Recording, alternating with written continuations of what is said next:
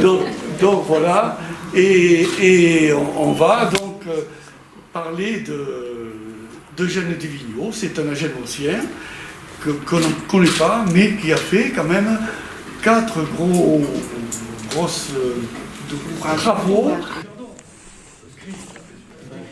Mardi soir, dans les locaux de la médiathèque de Agenmo, Michel Marsan a donné une conférence devant un public nombreux et conquis sur un Agenmosien inconnu, mais on le verra, important, Eugène Duvignon. Michel Marsan a tout d'abord évoqué la vie du jeune Eugène Duvignon d'Agenmo, depuis sa naissance, son entrée dans la confrérie des Compagnons du Devoir, spécialité maçonnerie, puis son tour de France, voyage initiatique qui l'amènera à passer par Bordeaux et à rentrer dans la loge franc-maçonne locale, fait de la plus grande importance pour son futur professionnel.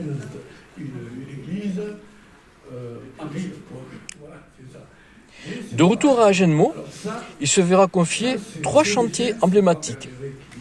Tout d'abord, le monument à la gloire du grand homme politique local, Pascal Duprat. Monument, hélas, qui ne nous est pas parvenu, détruit par les Allemands pendant la période sombre de l'occupation.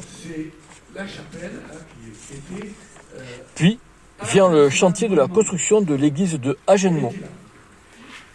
Suite à l'appel d'offres remporté par l'architecte bordelais Dupuis, collègue de la loge franc-maçonne bordelaise, qui lui confiera le chantier.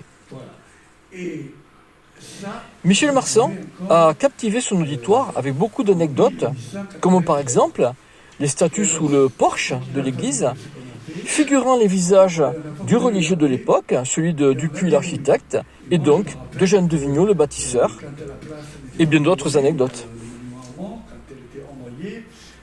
Puis vient ensuite la construction du monument aux morts d'Agenmo, lui aussi emblématique de notre ville.